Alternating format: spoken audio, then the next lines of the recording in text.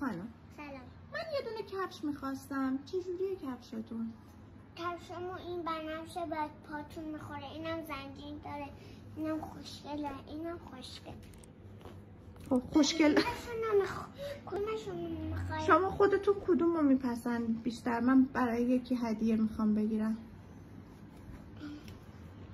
میدونستم میگه. بله میتونید تو پای خودتون تست کنید. خیلی شیکه ای.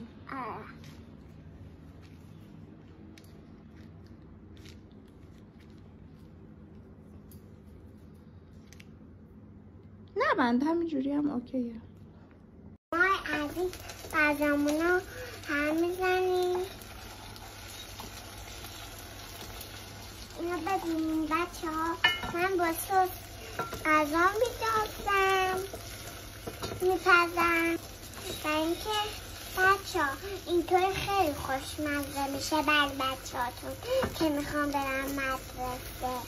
بچه ها فقط سرویس قابلمه هاتون باید مثل صورتی خوشرنگ مثل مال ما باشه.